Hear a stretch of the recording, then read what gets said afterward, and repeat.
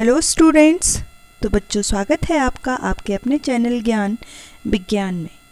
और आज हम आप लोगों का नया चैप्टर स्टार्ट करने वाले हैं बेटा। वो है chemical effects of electric current. ये काफ़ी इंटरेस्टिंग चैप्टर है और आपको काफ़ी अच्छा लगेगा जब आप ये पूरा चैप्टर पढ़ेंगे और काफ़ी कुछ आपको समझ में आएगा जो आपको आगे की क्लासेस में भी हेल्प करेगा। तो चलिए स्टार्ट करते हैं आपका chapter chemical effects of electric current. देखिए बेटा, जैसे आप लोग अपने 7th क्लास में आप लोगों ने पढ़ा है कि जो सॉलिड मटेरियल्स हैं वो क्या करते हैं, they allow electric current to pass through them whereas other do not allow electric current to pass through them। हमारे चारों तरफ कई सब्सटेंसेस होते हैं बेटा जो कुछ क्या करते हैं, अपने थ्रू क्या करते हैं, इलेक्ट्रिक करंट को अलाउ करते हैं कि वो पास कर सकें। जैसे क्या है, ये डिफरेंट वायर्स हैं। आप लोगों ने देखा होगा ये यानी जो मेटल्स की वायर्स हैं या जो मेटल्स होते हैं उनके थ्रू क्या हो सकता है, इलेक्ट्रिक करंट पास हो सकता है।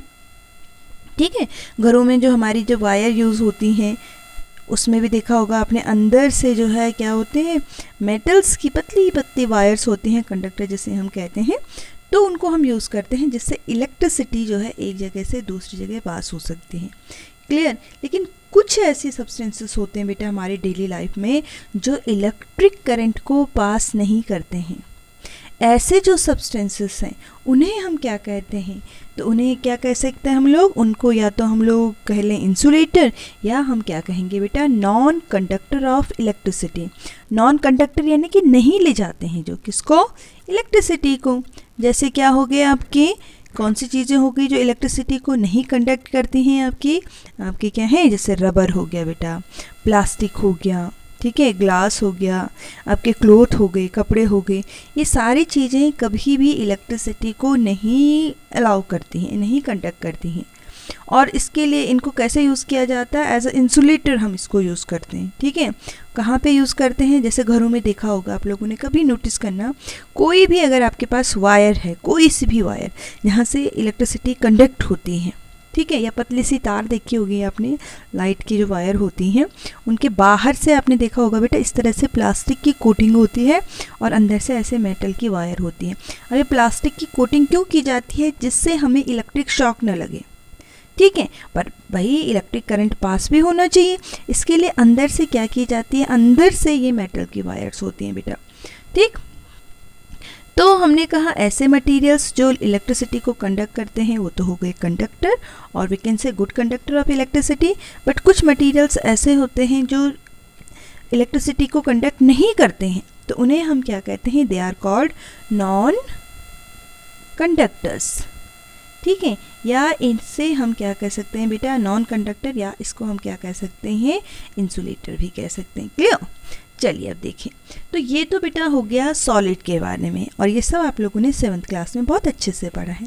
बट क्या जो लिक्विड्स होते हैं वो भी इलेक्ट्रिसिटी कंडक्ट कर सकते हैं? क्या लगता है आप लोगों को, सोचिए ज़रा कि क्या जो लिक्विड्स हैं वो इलेक्ट्रिसिटी कंडक्ट कर सकते हैं? सोचिए। चलिए, बिल्कुल कंडक्ट कर सकते हैं बेटा। इसके लिए आप लोगों ने देखा होगा कि कभी भी आपकी मदर जो है आपको बोलती है कि जो इलेक्ट्रिक अप्लायंसेस हैं या जो स्विच होते हैं लाइट के, उनको हमें अपने वेट हैंड से नहीं टच करना है, गीले हाथों से नहीं टच करना है, और नहीं हमें जो है वेट फ्लोर पे खड़ा होके क्या करना है, ऐसे इलेक्ट्रिक अप्लायंसेस को टच करना है। अगर हमारे हाथ गीले हैं, हम ऐसी जगह पे खड़े हैं जहाँ काफ़ी वेट है, जहाँ पे पानी है, ठीक है, फ्लोर, और फिर हम इलेक्ट्रिक अप्लायंसेस को टच करते हैं तो हमें क्या लगेगा, इलेक्ट्रिक शॉक लगता है। तो इलेक्ट्रिक शॉक कहाँ से लगा, क्यों लगा? क्योंकि भाई हम जो हमारे हाथों में मॉइस्चर है, जो वाटर है, ठीक है, उसने क्या की, इलेक्ट्रिसिटी को कंडक्ट किया उसने, और हम तक वो इलेक्ट्रिसिटी पहुंच गई। ठीक है, तो हम कह सकते हैं इससे कि भाई बिल्कुल जो लिक्विड्स होते हैं वो भी इलेक्ट्रिसिटी को कंडक्ट कर सकते हैं। क्लियर। चलिए आगे देखिए क्या होता है। तो दोनों में डिफरेंस क्या होगा, जो आपके हमने कहा सॉलिड भी इलेक्ट्रिसिटी को कंडक्ट करते हैं, लिक्विड्स भी करते हैं, तो दोनों में कुछ ना कुछ तो डिफरेंस होगा ही भाई, दोनों अलग अलग मटेरियल हैं। ठीक है, दोनों अलग अलग हैं, मैटर हैं। तो कैसे लिक्विड को कंडक्ट करते हैं, सॉलिड कंडक्ट करते हैं बेटा, जो इलेक्ट्रिक करंट है जो सॉलिड होते हैं ये इलेक्ट्रिक करंट किसकी हेल्प से कंडक्ट करते हैं बेटा? With the help of electrons, electrons की हेल्प से। वेरस जो आपके फ्लूइड हैं, लिक्विड हैं, उनमें जो इलेक्ट्रिक करंट फ्लो होता है वो होता है आयंस से। ठीक है, या अगर ये सॉलिड है, इसमें इलेक्ट्रिसिटी कंडक्ट हो रही है तो ये होगी किससे? इलेक्ट्रॉन से।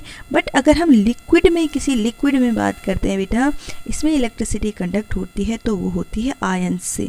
ये आयंस आपके पॉजिटिवली चार्ज आयन और नेगेटिवली चार्ज आयन हो सकते हैं। ठीक है, जैसे मैग्नीशियम, सोडियम, पोटेशियम, ये डिफरेंट आयंस हैं। अगर किसी लिक्विड में तो इलेक्ट्रिसिटी कंडक्ट हो सकती है।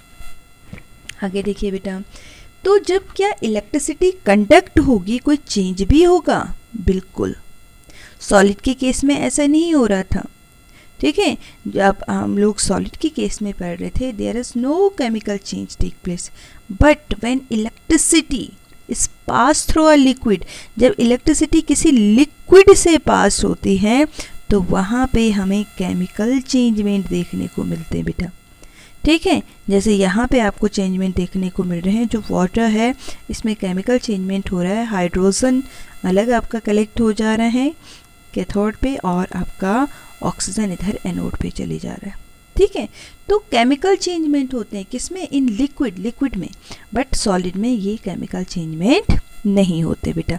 तो ये क्या है? There are two difference. किसमें है ये जो दोनों ये डिफरेंसेस हैं? किसमें हैं? सॉलिड एंड लिक्विड में इलेक्ट्रिसिटी कंडक्ट करते हुए जो डिफरेंसेस हैं वो ये दोनों हैं। ठीक है, चलिए, वही जो लिक्विड इलेक्ट्रिसिटी को कंडक्ट करते हैं तो उन्हें क्या कहेंगे? हम उनको भी तो कुछ नाम देंगे ना, ऐसे थोड़ी ना बोलेंगे कि ये, जैसे हम लोग जो सॉलिड हैं जो इलेक्ट्रिसिटी को कंडक्ट कर रहे थे तो उन्हें हम क्या कह रहे थे? गुड कंडक्टर कह रहे थे हम उन्हें। ठीक है, तो यहाँ पे क्या कहेंगे हम इनको? इलेक्ट्रोलाइट। ऐसे लिक्विड जो किसको कंडक्ट कर सकते हैं? इलेक्ट्रिसिटी को कंडक्ट कर सकते हैं, उन्हें हम क्या कहते हैं बेटा? They are called electrolyte. We can say a liquid which conduct electricity is called an electrolyte, इसे हम कहते हैं। ठीक है, अब ये जो इलेक्ट्रोलाइट्स हैं ये कैसे इलेक्ट्रिसिटी को कंडक्ट करते हैं? किस चीज़ की हेल्प से करते हैं? मैंने पहले ही कहा था स्टार्टिंग में ही, जब हम लोग डिफरेंसेस देख रहे थे बच्चों, हमने कहा था सॉलिड में इलेक्ट्रिसिटी कंडक्ट होती है किसकी हेल्प से? इलेक्ट्रॉन्स की हेल्प से। जबकि जो लिक्विड है वहाँ पे जो इलेक्ट्रिसिटी है वो कंडक्ट किसकी हेल्प से होती है बच्चों? आयंस से। जैसे magnesium ion, potassium ion, sodium ion, sulphur. ठीक है, ये डिफरेंट ये आयंस हैं। और ये आयंस कहाँ से आएंगे इसमें? ये भाई एसिड से हो सकते हैं, बेसिस से हो सकते हैं, डिफरेंट सॉल्ट से हो सकते हैं। ठीक है, वाटर में अगर ये चीज़ें हैं, एसिड है, बेस है, सॉल्ट है, तो आपका उस लिक्विड से इलेक्ट्रिसिटी कंडक्ट होगी। क्लियर? यानी कि इलेक्ट्रोलाइट्स क्या हैं? हम कह सकते हैं कि इलेक्ट्रोलाइट्स क्या है? A liquid which can conduct electricity is called an electrolyte. और कैसे होंगे ये इलेक्ट्रोलाइट? क्या होंगे? They are the solution of acids, bases and salts in water. अगर किसी वाटर में एसिड है, बेस है या सॉल्ट है तो वहाँ से इलेक्ट्रिसिटी कंडक्ट हो सकती है। क्लियर? अब जो ये इलेक्ट्रोलाइट्स है ना बच्चों, ये भी दो तरह के हो सकते हैं। दो तरह के कैसे? There are two types of electrolytes. एक है आपके स्ट्रॉन्ग एंड एक है आपके वीक इलेक्ट्रोलाइट्स। स्ट्रॉन्ग इलेक्ट्रोलाइट का मीनिंग क्या है? They are the good conductor of electricity, यानी कि अच्छे से इलेक्ट्रिसिटी को कंडक्ट करते हैं। जैसे यहाँ के केस में देखिए, यहाँ पे क्या रखा है? ये आपका एक वेसल है और मान लो यहाँ पे कहीं से इलेक्ट्रिसिटी को प्रोड्यूस किया जा रहा है, तो ये जो इलेक्ट्रिसिटी है यहाँ से होते हुए ये बल्ब तक पहुँचेगी और बल्ब आपका इतने अच्छे से ग्लो हो रहा है, तो हम इसे क्या कहेंगे भाई? It is a good conductor of electricity. लेकिन अगर हम दूसरे केस में यहाँ पे ऑब्जर्व करो बेटा आप लोग, तो ये एक वीक इलेक्ट्रोलाइट है। ठीक है, और जो वीक इलेक्ट्रोलाइट्स होते हैं तो वो पुअर कंडक्टर होते हैं इलेक्ट्रिसिटी के, इसलिए जो ये बल्ब है इतना अच्छा ग्लो नहीं कर रहा है जितना ये पहले वाला ग्लो कर रहा है। ठीक है, तो ये वीक है, पर इसके पीछे कुछ तो रीज़न होगा। क्या कारण है इसके पीछे कि एक इतना अच्छा ग्लो कर रहा है, दूसरा नहीं कर रहा है? देखिए बेटा, इसके पीछे रीज़न है आपका स्ट्रॉन्ग एंड वीक इलेक्ट्रोलाइट कुछ आपके जो इलेक्ट्रोलाइट्स हैं यानी कि जो लिक्विड्स हैं ये कैसे होते हैं, स्ट्रॉन्ग हैं और कुछ वीक हैं। अब स्ट्रॉन्ग कौन से इलेक्ट्रोलाइट होंगे बेटा, जहाँ पे आयंस की जो क्वांटिटी है, large quantities of free moving aqueous ions, जहाँ पे ये आयंस जो है काफ़ी सारे मूव कर रहे हैं फ्रीली। ठीक है, अब यहाँ इलेक्ट्रिसिटी प्रोड्यूस करेंगे तो ये आयंस तो सारे जगह जाएंगे और इलेक्ट्रिसिटी को ले जाएंगे और इससे इजीली इलेक्ट्रिसिटी कंडक्ट होगी, तो हम कहेंगे ये स्ट्रॉन्ग जो है इलेक्ट्रोलाइट्स हैं। लेकिन दूसरे केस में देखिए आप लोग, यहाँ पे सारे आयंस इकट्ठे हो गए एक ही जगह पे, ये फ्रीली नहीं मूव कर रहे हैं। ठीक है, तो यहाँ पे अगर किसी बल्ब को हम ग्लो करेंगे तो उतने अच्छे से ग्लो नहीं होगा, क्योंकि आयंस जो है यहाँ तक नहीं पहुँच रहे, यही तो ले जा रहे थे ना इलेक्ट्रिसिटी को। अब भाई जो ले जाने वाला ही नहीं पहुँचेगा तो क्या होगा, इलेक्ट्रिसिटी जाएगी कैसे, है ना। तो जब ले जाने वाला ही नहीं पहुँचेगा तो मान लो कि किसी गाड़ी से हमें कहीं जाना है और गाड़ी ही नहीं चली तो हम कहाँ से पहुँचेंगे। ऐसे इनके साथ भी हो गए, इलेक्ट्रिसिटी को ले जाना था आयंस ने और आयंस यहीं रुक गए, वो गए ही नहीं, तो इलेक्ट्रिसिटी कैसे कंडक्ट होगी। इसलिए ऐसे जो इलेक्ट्रोलाइट्स होते हैं बेटा, ये क्या ये यहाँ इनको हम क्या कहते हैं, वीक इलेक्ट्रोलाइट्स हम कहते हैं। और स्मॉल, क्योंकि इसमें क्या होता है, स्मॉल क्वांटिटीज़ में free moving aqueous ions present होते हैं। क्लियर, तो ये तो हो गए इलेक्ट्रोलाइट्स। अब कुछ इलेक्ट्रोड भी होते हैं। ये इलेक्ट्रोड क्या है, देखो इलेक्ट्रोड जो है एक सॉलिड थिंग, जैसे ये है, ये एक इलेक्ट्रोड है। ठीक है, ये क्या करता है बेटा, जो इलेक्ट्रोड है एक कंडक्टर का काम करता है, through which an electric current enter, यानी कि एक जगह से जहाँ पे इलेक्ट्रिक करंट एंटर हो रहा है, जैसे ये है मान लीजिए, ये एक इलेक्ट्रोड है, एक जगह से इलेक्ट्रिक करंट एंटर होगा और दूसरी जगह लीव करेगा, तो इसे हम क्या कहेंगे बेटा, इलेक्ट्रोड्स इन्हें हम कहते हैं। ठीक है, लाइक अ ड्राई सेल, इस ड्राई सेल को भी ऐसे ही कहेंगे। जो ड्राई सेल है ये भी क्या होती है, एक जगह से करंट एंटर होता है और दूसरी जगह से लीव होता है। ठीक है, तो ये क्या है, आपके इलेक्ट्रोड हैं जहाँ पे एक जगह से करंट एंटर हो रहा है और दूसरी जगह से ये लीव हो रहा है, छोड़ रहा है, इसे हम इलेक्ट्रोड हम कहते हैं। ठीक है, ऐसे ही अगर हम ऐसा कोई अरेंजमेंट बना दें जहाँ पे दो इलेक्ट्रोड रखें, यानी कि जैसे यहाँ पे देख रहे हैं आप लोग, एक इलेक्ट्रोड ये है, एक इलेक्ट्रोड ये है। ठीक है, और इसको किस में रखा जाए, एक कंडक्टिंग लिक्विड वेसल में।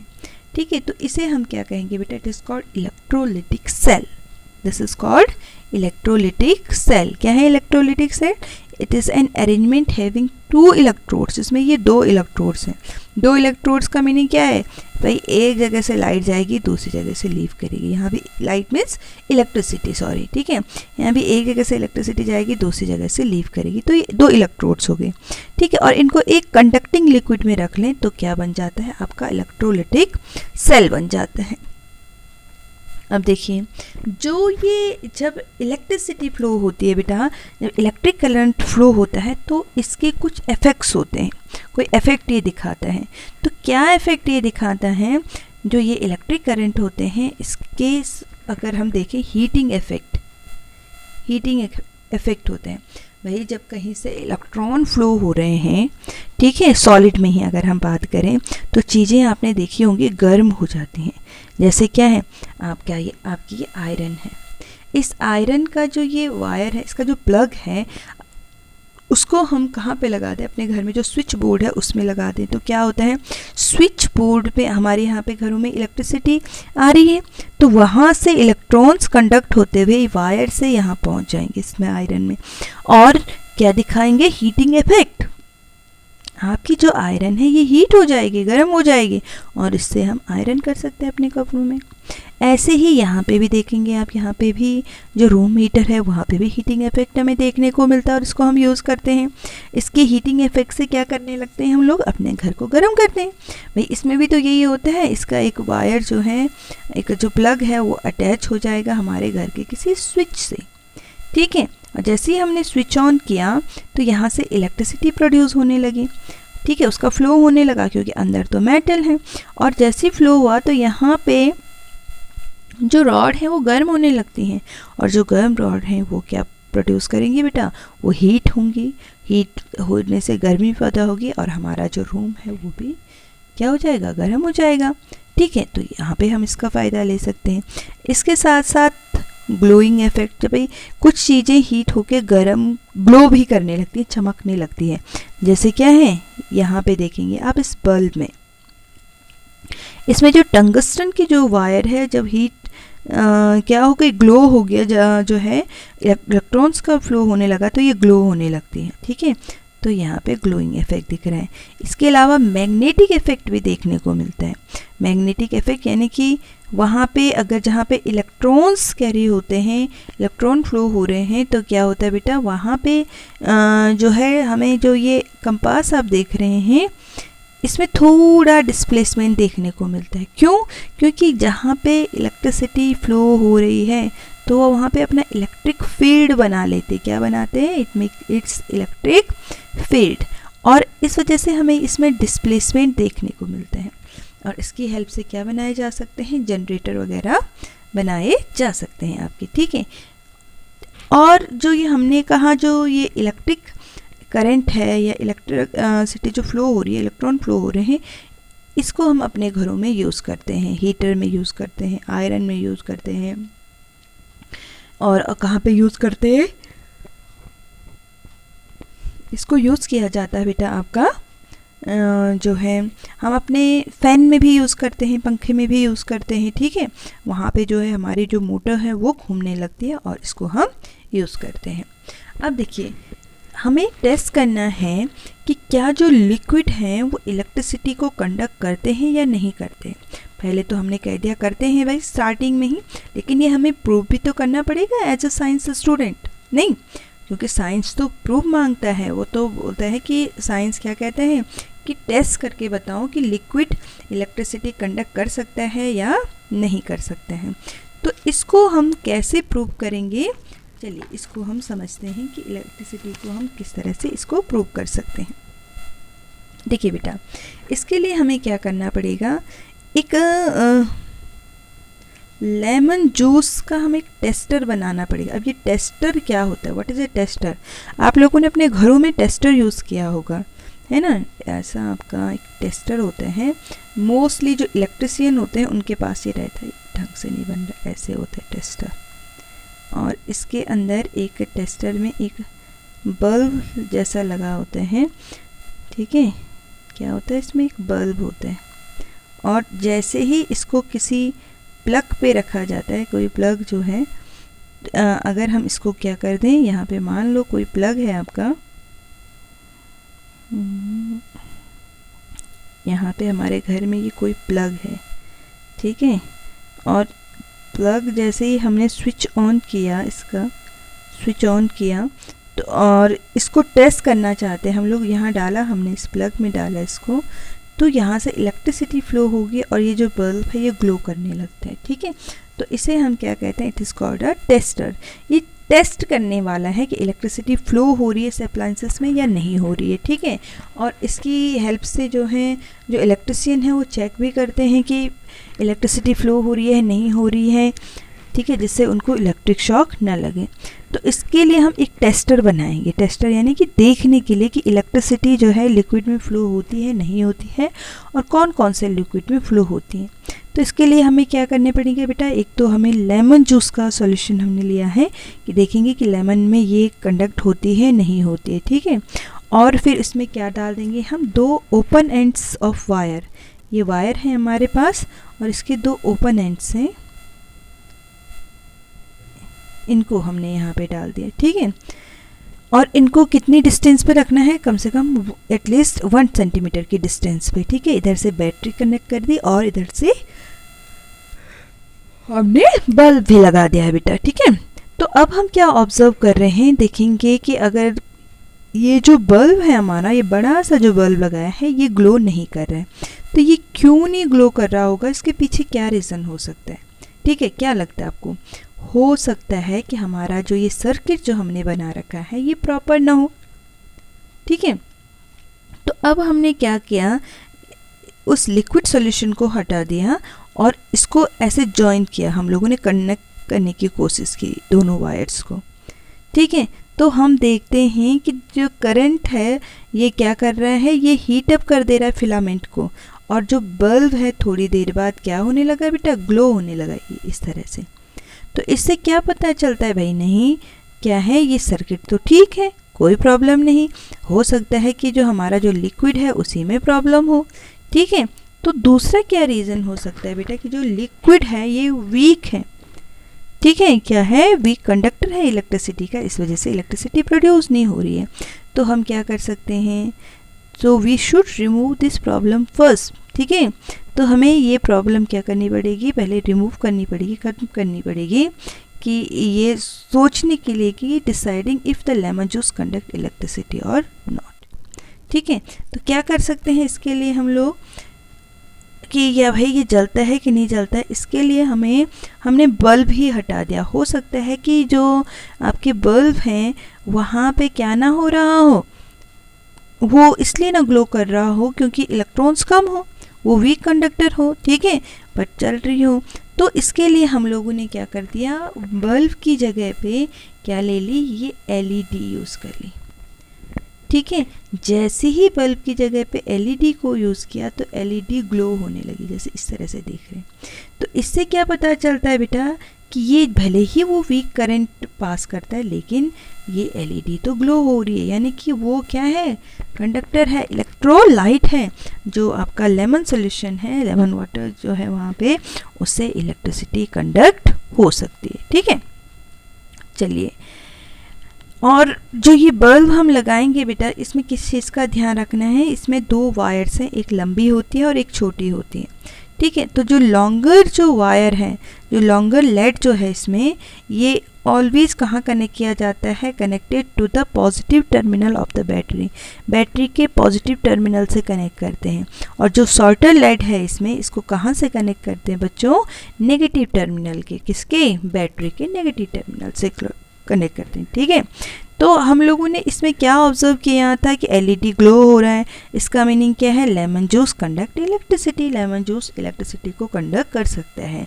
और ये क्या है, ये एक एसिड है, हमने कहा था ना कि एसिड में इलेक्ट्रिसिटी कंडक्ट होती है, यस, इसमें कंडक्ट होगी। अब दूसरा देखिए, आप लोगों ने इसके इफ़ेक्ट्स देखे थे बेटा कि क्या क्या इफ़ेक्ट दिखाता है, अगर कहीं पे इलेक्ट्रिसिटी कंडक्ट हो रही है तो क्या क्या इफ़ेक्ट होंगे। तो हमने कहा था उसका एक हीटिंग इफ़ेक्ट होता है और एक मैग्नेटिक इफ़ेक्ट भी होता है। मैग्नेटिक इफ़ेक्ट यानी कि जो मैग्नेट्स है उसमें डिफ्लेक्शन हमें देखने को मिलेगा अगर कहीं पे इलेक्ट्रिसिटी फ्लो हो रही है तो, ठीक है। तो हम लोगों ने क्या किया, ऐसे टैप वाटर ले लिया। टैप वाटर हमारे घरों में जो नॉर्मल जो वाटर आता है, अब लेमन वाटर की जगह पे हम लोगों ने क्या ले लिया, टैप वाटर ले लिया और इधर क्या रख दिया, ये दोनों ओपन एंडेड वायर, और इनको ऐसे बैटरी से कनेक्ट कर रखा है। तो हम क्या ऑब्जर्व करेंगे कि यहाँ पे जो मैग्नेट है, इसके जो कंपास है उसमें डिस्प्लेसमेंट हो रहा है, ठीक है। तो हमने कहा था ना कि यहाँ पे मैग्नेटिक फील्ड बनता है, तो मैग्नेटिक फील्ड बनने की वजह से उसमें डिस्प्लेसमेंट हो रहा है, इसलिए हम कह सकते हैं बेटा कि जो आपका क्या है, आपका जो टैप वाटर है यहाँ से भी इलेक्ट्रिसिटी कंडक्ट होती है, it is also a good conductor of electricity, ठीक है। अब देखिए, यही मैग्नेटिक इफेक्ट हमें कहाँ देखने को मिलेगा, लेमन जूस में भी मिलेगा। पहले हमने एलईडी लगाई थी, उसको ग्लो किया था, लेकिन अगर वो भी ग्लो नहीं होती है तो हम क्या लगा सकते हैं बेटा, क्या यूज़ कर सकते हैं, हम ये कंपास यूज़ कर सकते हैं, जिससे हमें इसमें अगर डिस्प्लेसमेंट देखने को मिल रहा है, सो वी कैन से, हम क्या कह सकते हैं कि इलेक्ट्रिसिटी इसमें प्रोड्यूस हो रही है। क्लियर, चलिए ठीक है, आगे देखते हैं बच्चों। और कहाँ पे हमें ये देखने को मिलेगा, हम अगर क्या ले लें, विनेगर ले लें या मिल्क ले लें, ठीक है, तो क्या होगा, test doesn't show the deflection in the case of milk, milk के इस केस में डिफ्लेक्शन नहीं दिखाता है, सॉरी ये गलत हो गया आपका, ये आपका यहाँ पे क्या ले लेंगे हम लोग, मिल्क ले लेंगे, क्या लेंगे इसमें, मिल्क ले लेंगे। और जो मिल्क का केस है वहाँ पे क्या नहीं दिखा रहा है, इतना डिफ्लेक्शन नहीं दिखा रहा है, ठीक है। तो इससे हमें क्या पता चलता है कि मिल्क क्या है, that is a bad conductor of electricity. आगे देखिए बेटा, अगर हम किसकी बात करते हैं, डिस्टिल वाटर की बात करते हैं, तो क्या डिस्टिल वाटर कैरी करते होंगे इलेक्ट्रिसिटी को। चलिए देखते हैं कि डिस्टिल वाटर क्या होते हैं बेटा। अगर ऐसे ही हमने सॉल्यूशन बना दिया, इसमें रख दिया और आपका क्या लगा दिया, इसमें एक इलेक्ट्रिक ये जो है कंपास लगा दिया, तो हम देखेंगे इसमें कंपास में कोई डिस्प्लेसमेंट नहीं है, वो वैसी की वैसी है। तो इससे क्या पता चलता है कि जो डिस्टिल्ड वाटर है ना वो इलेक्ट्रिसिटी कंडक्ट नहीं करता है। तो क्यों नहीं कंडक्ट करता होगा डिस्टिल्ड वाटर? बेटा जो डिस्टिल्ड वाटर है उसमें कोई भी आयंस नहीं है, आपको पता होगा। टैप वाटर में तो आयंस होते हैं, ठीक है, उसमें सोडियम हो सकता है, पोटेशियम हो सकता है, कैल्शियम हो सकते हैं, बट आपका जो डिस्टिल्ड वाटर है उसमें क्या नहीं होता, वो सिर्फ और सिर्फ प्योर वाटर होता है बेटा। प्योर वाटर की फॉर्म है, उसमें कोई एसिड नहीं, कोई सॉल्ट नहीं, कोई आयंस नहीं, इसलिए डिस्टिल्ड वाटर में इलेक्ट्रिसिटी कंडक्ट नहीं होती है। बट हो सकती है अगर इसमें हम थोड़ा सा सॉल्ट ऐड कर दें, NaCl, अगर हम इसमें क्या ऐड कर दें, NaCl, ठीक है, तो Na पॉजिटिव चार्ज हो गया, Cl नेगेटिव चार्ज हो गया, और ये जो पॉजिटिव और नेगेटिव चार्ज हैं, जो आयंस हैं, ये क्या करेंगे, now they will conduct the electricity, ये इलेक्ट्रिसिटी को कंडक्ट करेंगे बच्चों, क्लियर। तो इस तरह से हम कह सकते हैं कि ये क्या है, इलेक्ट्रिसिटी में जो है डिफ्लेक्शन देखने को मिलता है हमें किसमें, फिर उसके बाद पहले तो हमें डिफ्लेक्शन नहीं मिलेगा, लेकिन बाद में हमें जब हम इसने मान लो डिस्टिल्ड वाटर में हमने क्या डाल दिया बेटा, आयंस डाल दिए हैं या सॉल्ट ऐड कर दिया, कोई एसिड ऐड कर दिया, तो हमें जो ये मैग्नेटिक निडल जो दिख रही है, कंपास जो दिख रहा है, उसमें क्या मिलेगा, डिफ्लेक्शन मिलेगा, यानी कि अब इसमें इलेक्ट्रिसिटी कंडक्ट होने लगी। और ये भी प्रूव करता है कि क्या है, आपका जो आयंस होते हैं वो इलेक्ट्रिसिटी को कंडक्ट करते हैं, क्लियर। इसके अलावा देखिए बेटा और कहाँ पे है, ये तो मैंने आपको बता ही दिया कि डिस्टिल्ड वाटर इलेक्ट्रिसिटी नहीं कंडक्ट करता है, इसलिए वो पुअर कंडक्टर है इलेक्ट्रिसिटी का, जबकि आपका टैप वाटर जो है वो क्या है, गुड कंडक्टर है इलेक्ट्रिसिटी का, वो इलेक्ट्रिसिटी को कंडक्ट करता है। देखिए ये कुछ मटेरियल हैं आपके पास जो क्या है, गुड कंडक्टर और बैड कंडक्टर है, यानी कि पुअर कंडक्टर है और गुड कंडक्टर है। डिस्टिल्ड वाटर आपका पुअर कंडक्टर है, टैप वाटर गुड कंडक्टर है, लेमन जूस भी गुड कंडक्टर है, विनेगर पुअर कंडक्टर है, कुकिंग भी आपका क्या है बेटा, कुकिंग ऑयल जो है वो गुड कंडक्टर है, मिल्क गुड कंडक्टर है, हनी पुअर कंडक्टर है। तो ये सारे कुछ मटेरियल्स हैं आपके जो कुछ गुड कंडक्टर हैं और बैड कंडक्टर हैं। इसके अलावा देखिए बेटा जो वाटर है, आपने क्या पढ़ा कि water is a good conductor of electricity, ठीक है, ये पानी जो है इलेक्ट्रिसिटी को कंडक्ट करता है।